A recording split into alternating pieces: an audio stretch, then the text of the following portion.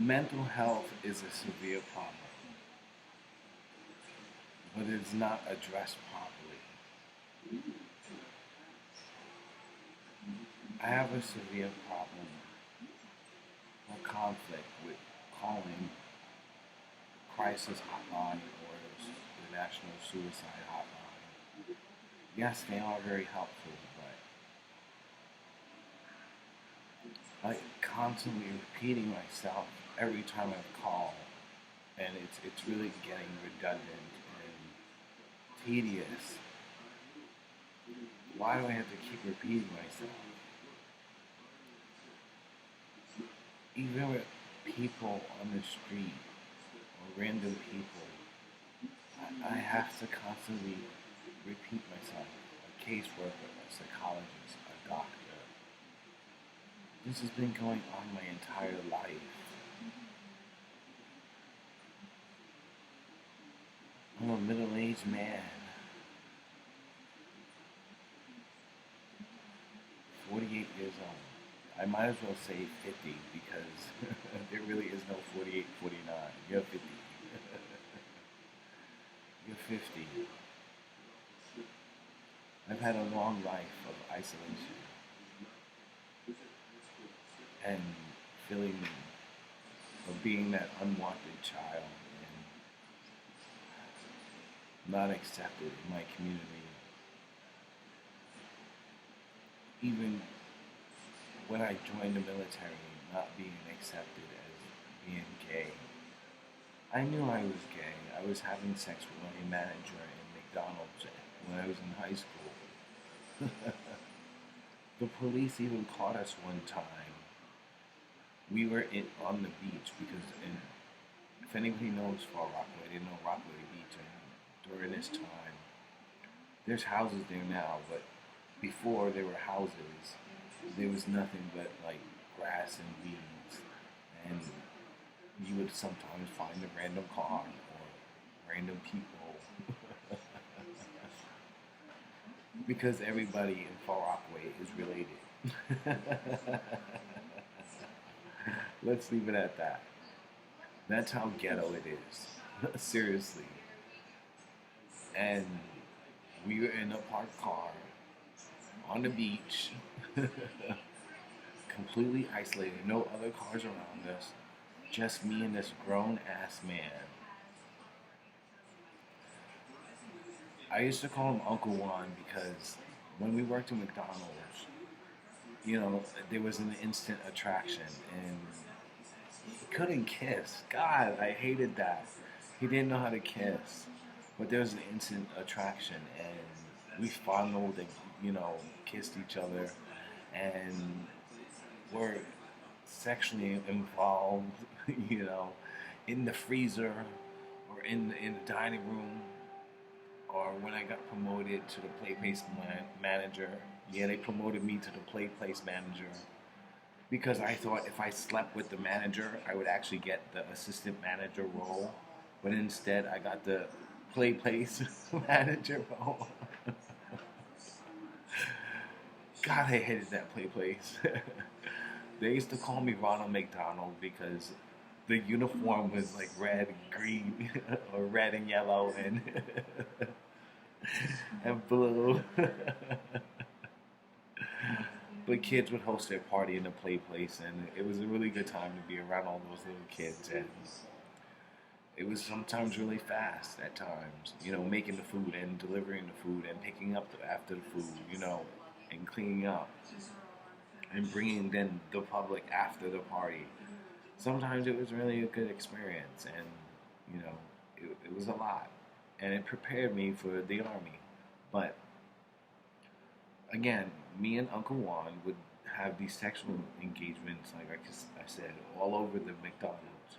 What really surprised me about that was they had like these really big open windows, like from floor to ceiling, and there was nothing else. And you can see traffic and people walking by, and we would literally have sex in the public dining room area, and no one say anything. So to me, it was okay. Again, I come from a home, an environment where sexual abuse where sexual abuse was normal to me because my stepfather sexually abused me. So I thought it was normal because it went on for so long. And the more we got involved in our relations in McDonald's, people started to question us. And if they found out that I was gay, honest to God, I would probably be shot. I would not be here live recording this video. I would have been shot. So I had to say he was my uncle, and we were like I said, back to the scene. He was my uncle, and we were in a car, this grown-ass man, and me, a 15-year-old boy.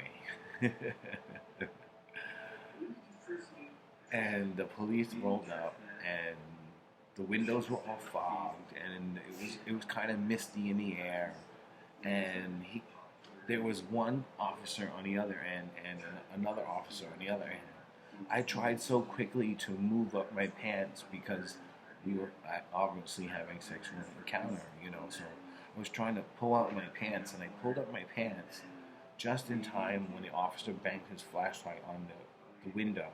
So I roll down the window, and he sees me unzipped, but doesn't say anything. He looks around with his flashlight and tells us what we're doing here, and my uncle tells him that we're looking at the stars on the beach, and he's telling me all about the stars and, the Big Dipper. He gave me the Big Dipper that night. You see how I'm able to make light of that situation? Because those kind of situations have happened throughout my entire life. And it's not just sexual relations, though. It's with normal people. Everybody comes and goes.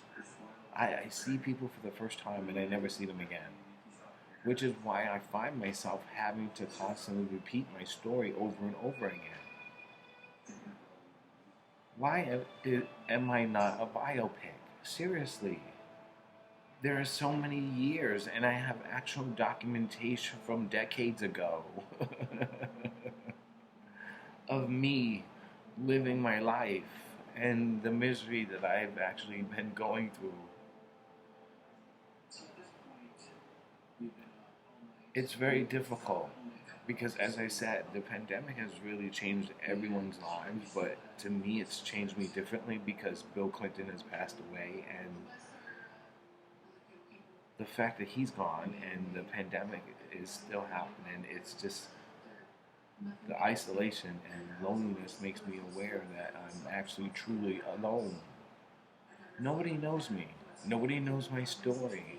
This is why it's not a biopic or a Netflix special, or that Dr. Phil or Tamron Hall is not interviewing me, or maybe even Oprah. I would love to sit down with Oprah to tell my story because there's so much to tell.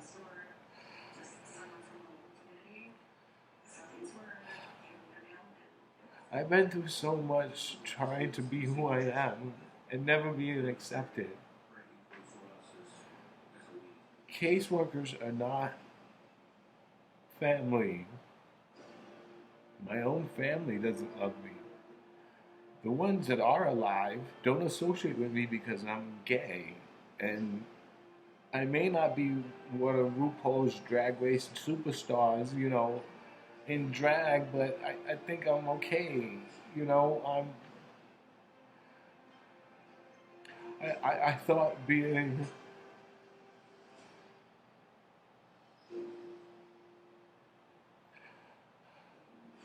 thought being someone who was famous in beauty would outshine everything, but beauty fades. And my beauty has faded, and I'm all alone. I'm all alone.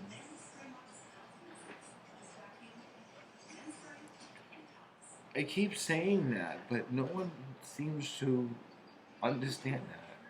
There are people who I actually encountered throughout my entire life that I know, including those in the porn industry.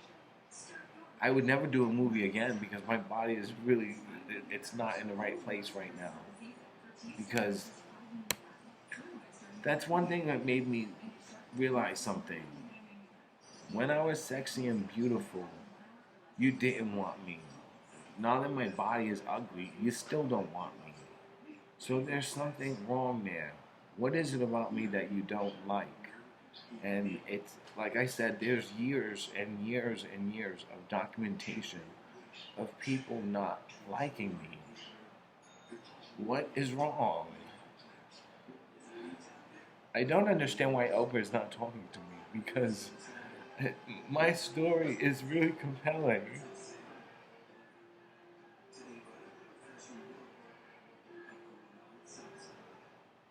I can remember.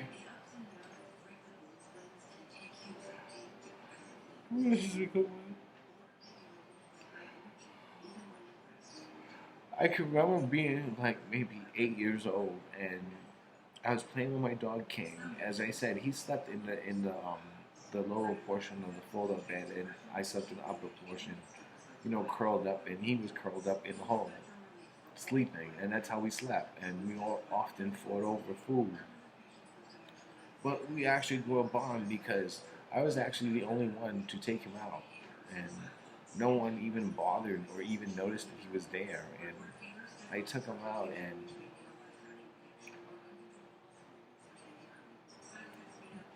we lived. How do I explain this? We we lived on a short little like dead end street, but in the dead end street was like these brownstones. They were 3 stories high, and each story had its own apartment. And it was in between the police station, the 101 precinct, and IS 53, a public school, intermediate school 53. So we were in between that, and the police would sometimes park their cars along with residents of the buildings, that we lived in. It was a short little block and community. Again, I didn't know any of my neighbors because my mother refused to allow us to be outside, and that's where I was getting at. I remember when I was getting evicted, my mother had to say that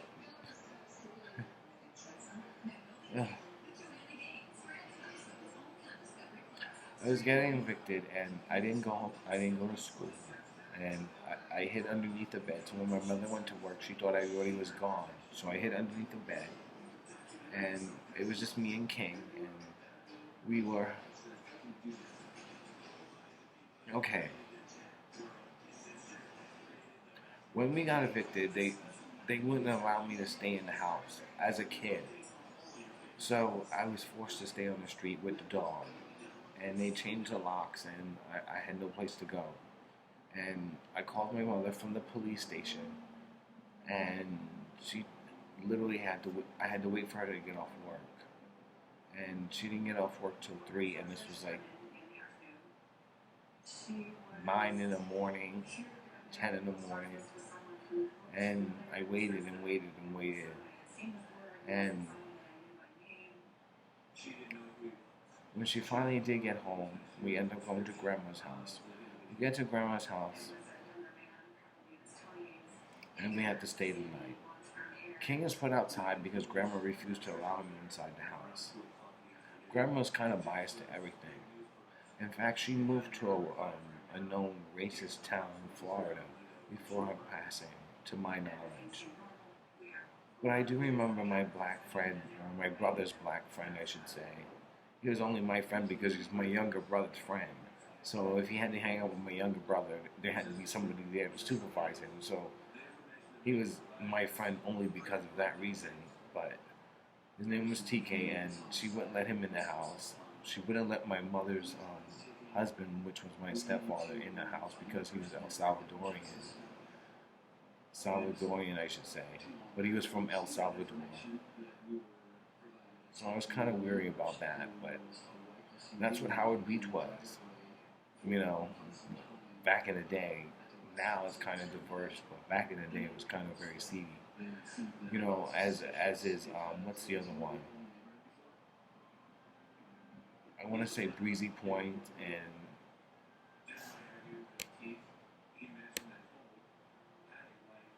anyway, it's along the A train along the beach.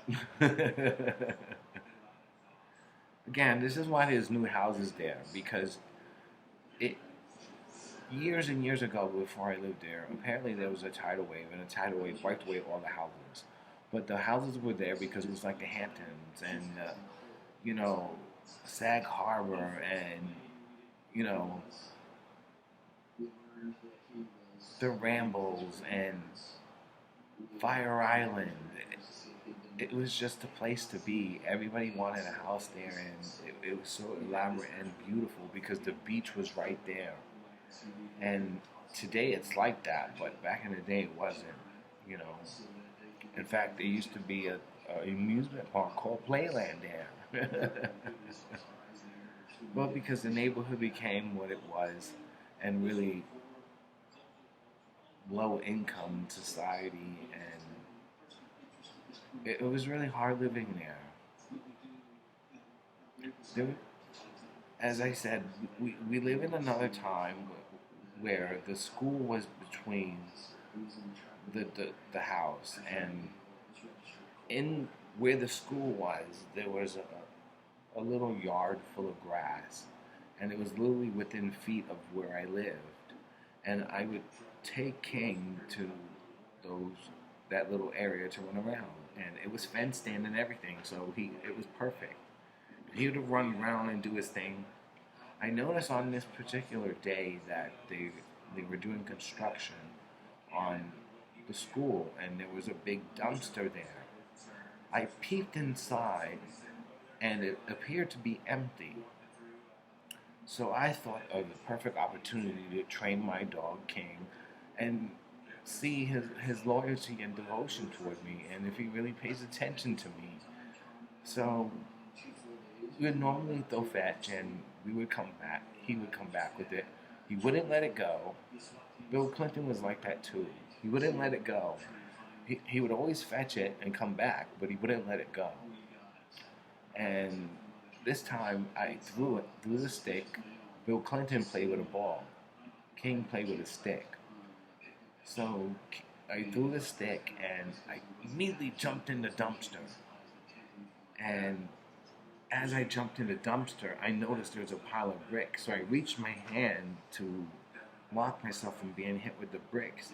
And as I did so, I cut my hand. There's actually a scar here. You can see it there. Can you? And blood was pouring out of my hand. And to my surprise, King was outside the dumpster barking, and I was so happy. And yet, me being in this bloody, like, it was just pouring out of my hand, and being in excruciating pain, my main focus was my dog. I quickly get out of the dumpster, and as I get out the dumpster, the dog immediately sees and starts licking my hand. My connection with dogs goes a really long way. As he's licking my hand, I run home, and my mother's in the bathroom, and I'm knocking on the door. I'm like, "Ma, I need help. I think I need to go to the hospital." And she's refusing to even listen to me or open the door. And I'm grabbing the towels from the closet and putting them around my hand, but they keep getting soaked in blood. And I'm begging her and pleading her, and the dog is barking, pleading with her to get out the bathroom, but she refused to get out the bathroom. And I had no choice but to go upstairs to a neighbor who ended up becoming my foster mother for a year and a half, and she took me to the emergency room where I needed 8 stitches on my hand right here.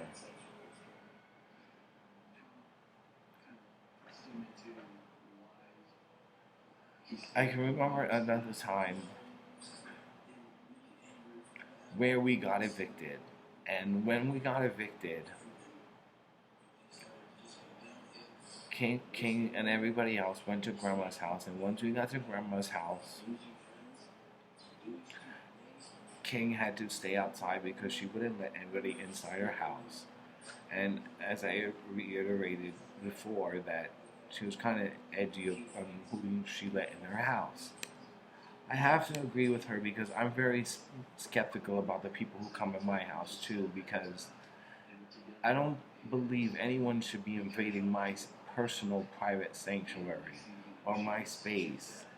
It is mine, and but to not welcome guests into your home is also kind of rude and really kind of disheartening to you as a person. And King had to stay outside and he was barking because he was in a new environment. You have to understand that he was in a new environment, and because he was in this new environment and alone, chained to a tree outside in the backyard by himself, he had to be barking. I would be barking because why the fuck am I outside chained? I should be, in bed with, in the hole cradled next to Kenny, me. So I went outside and I tried to console him, and my mother and came out, and then my aunt came out and told me to get inside, and he kept barking, and I went back, and I curled up next to him, and I lay in that dirt next to that tree next to him. I don't remember what happened next, but I remember waking up inside the house, and I was inside the house, and fuck, King was gone. They said he ran away. How could he run away?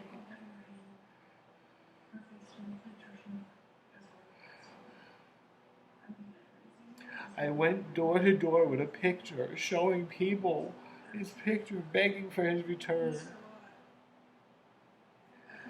It was until I was 30 years old. Mind you, I was 13, 14 years old when this happened, and he was gone. I was devastated.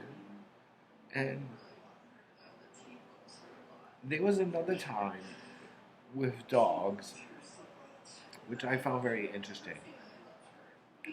While living in the projects, to fit in, what I had to do was pretend to walk a certain way and act a certain way just to fit in and be a part of the 4-block radius and, literally the essential island, because everybody knows everybody in Rockaway because it's a peninsula full of projects, gossip. Everybody knows everybody. And to fit in, I actually engaged into a really good plot where I would actually hold all the stash of drugs and stuff like that for the drug dealers, because no one would ever suspect, especially in the NYPD, of a white boy in the middle of the projects of holding any type of stash. And most of the time, I pretend like I'm just walking, doing my thing, and I was never caught, And I would hold all these drugs for all these people.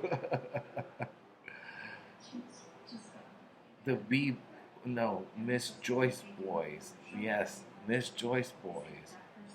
All her sons were drug dealers. She had 5 of them. All her sons were drug dealers. And I was one of them. And they used to make me do the B-boy stand, because the B-boy stand was something that Onyx, their song B-boy stand. And we used to do the B-boy stand, and I did it, and he said that's not good enough. And I was like, what? Why do I have to prove myself to you? Like, shut the fuck up, stand all the way there in your corner,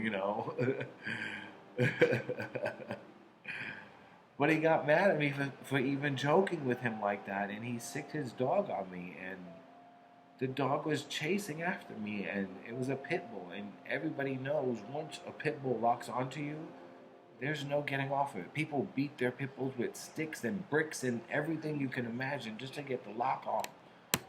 And that lock of that bite is still locked onto your arm. There's no getting that dog off. And I began to run. And as I ran, I was like, why am I running? There's no need for me to run. So I stopped. And when I stopped, the dog caught up with me. But instead of biting me, the dog was licking all over me. And then the drug dealer got mad, was like, what are you doing? Sick him, sick him, sick him. And the dog kept licking me. And I thought right then and there that that was my connection to animals. And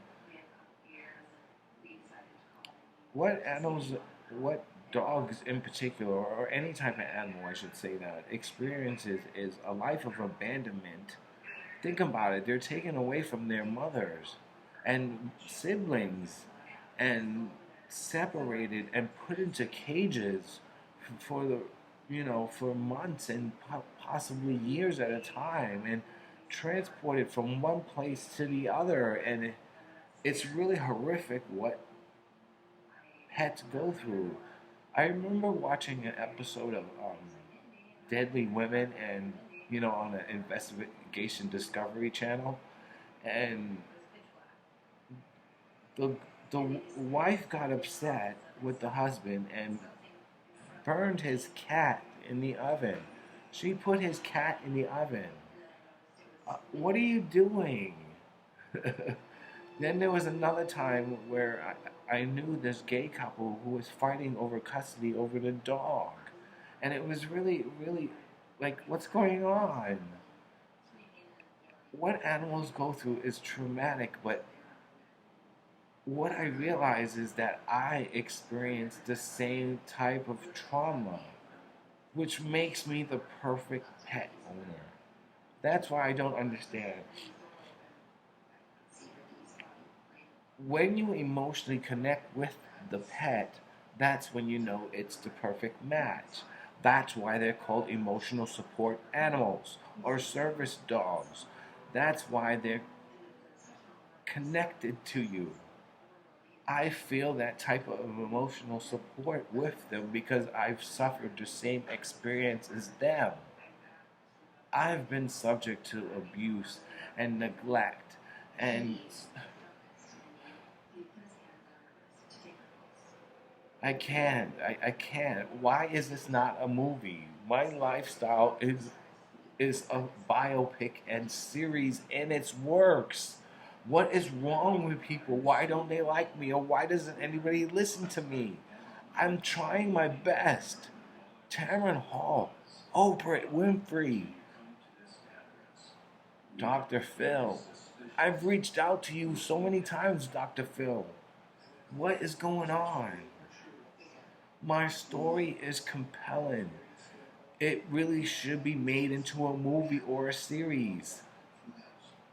I am a gay man suffering through a lot of fucking pain and grief and anxiety and stress and depression and loneliness. It just keeps getting worse. I have so many stories to tell that you haven't known already.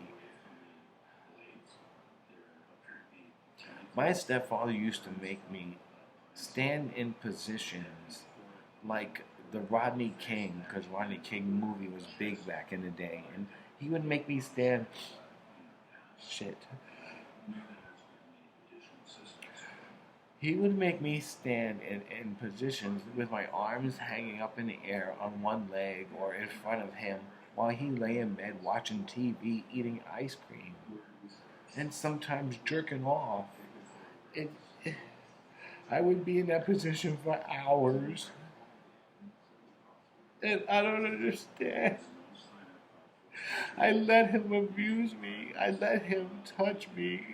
I let him take whatever he wanted, because you have to understand that what he put me through and what I was subject to was nothing compared to what sexually was going on. So I encourage sexual abuse.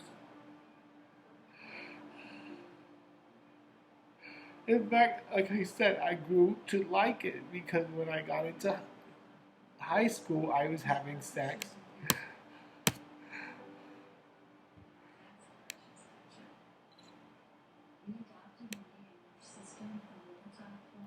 In high school, I was having sex. I remember putting an ad in the HX magazine because there was a phone line and people didn't like the sound of my voice, so I was never picked up. Or the people that I did connect with told me to meet them at certain places, and they never showed up, and they never paged me back. Yeah, because this is back in the pager days, and they never called me back, and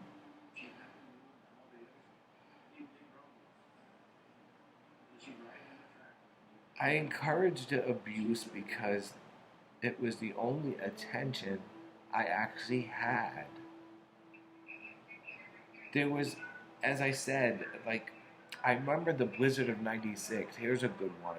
I remember the blizzard of '96, and we were on our senior trip. I didn't go on my senior. I went on my senior trip and went to my senior prom and paid all my senior dues because my mother refused to allow to pay for it and or partake in it in any such way, and it really affected me. Kind of like, what's going on? We only get one prom. Like, seriously. So that's the reason why I got the job at McDonald's and met Uncle Juan. And I'm working my way through McDonald's, and she wouldn't even let me use the phone. Every teenager needs a phone. This is before, like I said, before Facebook and everything, so it was nothing but pagers. We needed a phone. She wouldn't allow me that. So the chances I got were like the only opportunities to interact were through the columns in the newspapers like the Village Voice and the HX magazines and the Next magazines, because I had no other communication with people other than these adults who were engaging with a child. You know, Uncle Juan was married to a woman. I don't know her name or anything about her, but he was 32 years old and had two children with this woman, and it really, really surprised me.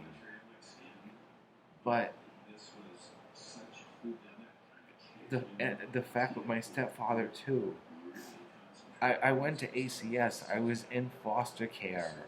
Like, I went from group home to group home because of this alleged abuse, but yet they still got away with it.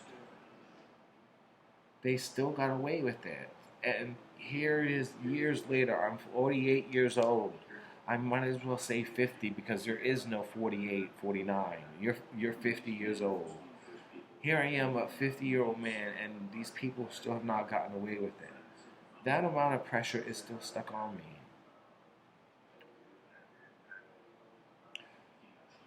Growing up was really dysfunctional. It really was. But joining the military really helped me out. But at the time that as I said, I was engaging in sexual activity as a teenager, becoming who I am as a person, as a gay man, I couldn't do that in the military. It was don't ask, don't tell. If I was caught doing any type of sexual relations or engaged in any type of sexual activity or involvement of the gay culture, and descent, I would be dishonorably discharged. And the don't ask, don't tell policy really didn't affect me. I saw some guys really like doing things and allowing me to watch them do things, and it seemed to be really, it didn't seem to bother anyone. But I didn't want to risk my career in doing that. And so I didn't have sex for 9.5 years. 9.5 years. And when I came out, I was immediately put into this ballroom called the House of Bazaar. And I found this new family because the family that I thought loved me didn't. And I felt more connected with these people. And the House of Bazaar was my home. And it was Mother, Mother Michael and Sam, I think his name was. Was it Sam? Whatever, but I ended up sleeping with both of them. But do you see what that I'm saying that the problem is that every place I've gone, I've had sexual relations with people, and yet I'm still alone.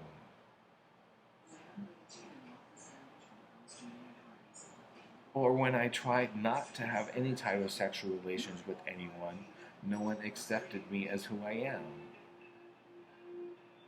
There's so many opportunities that I really thought I would be successful at, and I never was. You know, I remember working in advertising. I love my job. I was the travel coordinator for the, producers and editors and production assistants and things like that. And I remember looking at travel, and I loved doing that. And my boss, who oversaw everything, but never really did anything because he was always in the office reading his newspaper, because I did all the work, he would take like 3 hour lunch breaks. So I'm like, wait a minute, if he could take a 3 hour lunch break, so can I.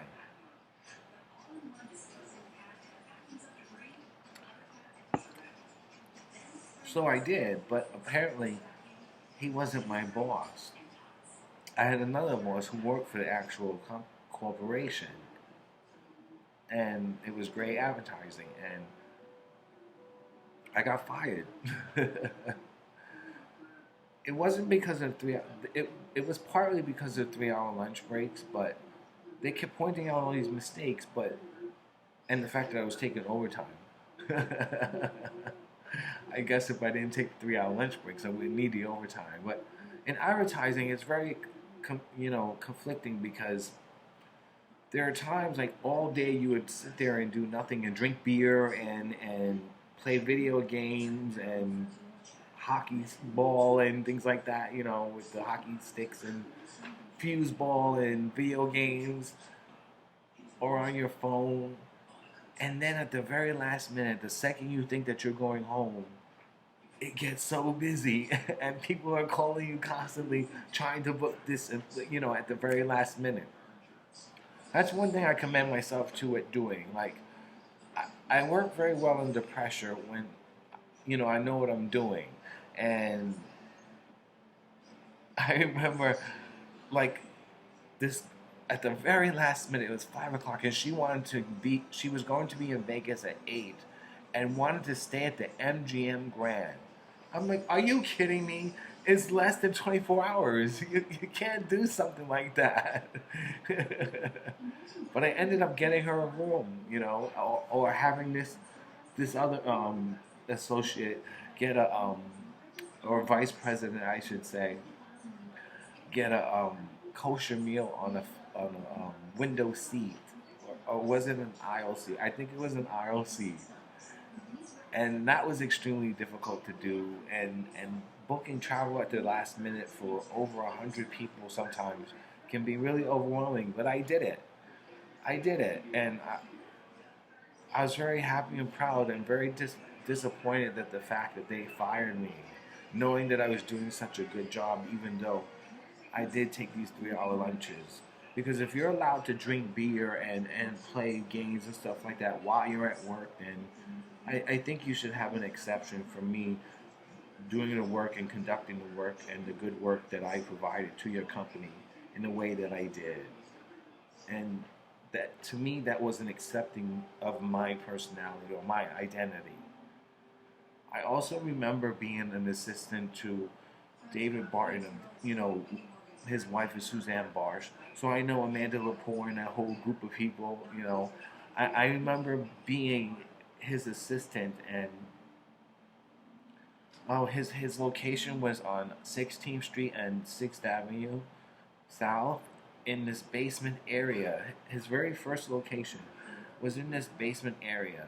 It's now a physical rehab place, but it was his gym, and I remember being in there, and he had two other assistants. This man didn't even know how to turn on a computer. He didn't know anything. Like, even if he did turn on a computer, he wouldn't know his schedule or what time it is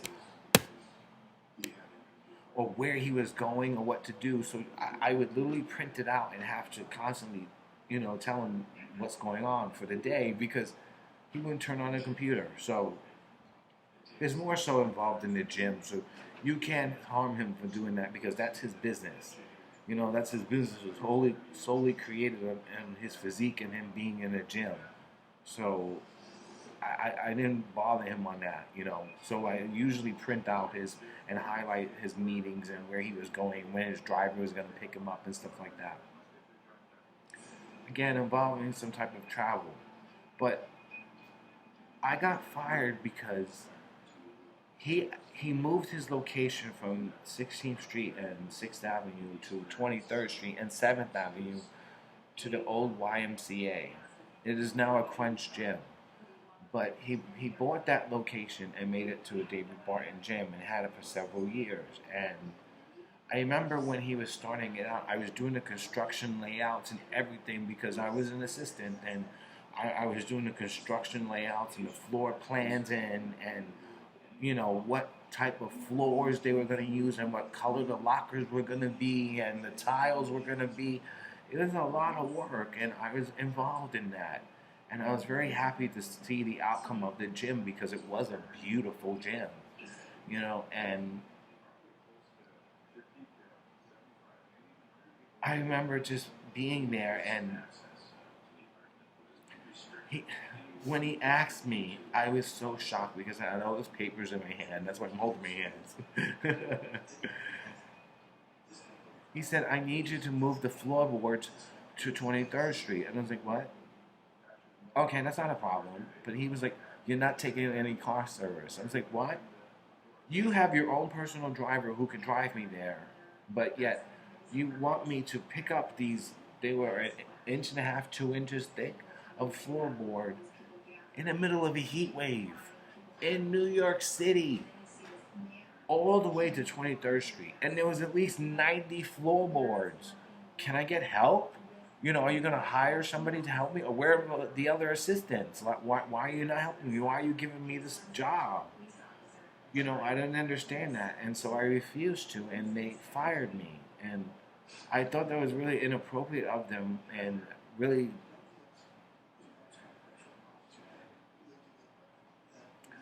My job did not require me to do manual labor. I am his assistant. Assistant, i.e. administration. It has nothing to do with manual labor. Moreover, there were two other assistants who could have helped me, with the task you were asking me to do. So I was really, I felt like he disrespected me to the, whoa. I mean, I don't have any ill feelings toward David Barton, but I am kind of hurt by what he did. But again, I'm sharing these stories with you because it's a pattern of behavior that keeps happening. I remember being on a date with somebody, and it was when George W. Bush won the election, and for a second term, I believe. And I was on a date, and we were at a restaurant, and it's funny because the maitre d' of the restaurant knew when I was there for a date. Sometimes I might pass him notes, like my number on it, to give to somebody else that I saw I thought was cute. While on a date with somebody. He was there for a long time, and he actually saw me grow up and stuff, and I really appreciate him. And Maurice, and I really appreciate everything he's done, and he didn't have any trouble with me being there, and I was in the restaurant, and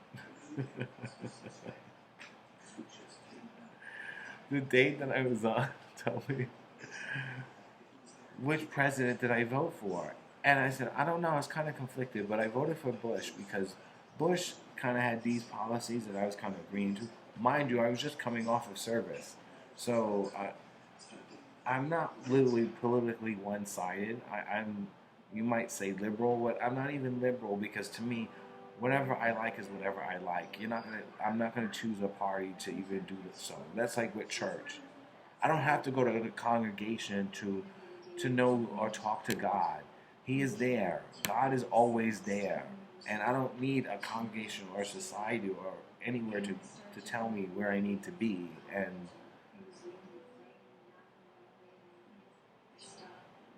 I lost track of what I was saying.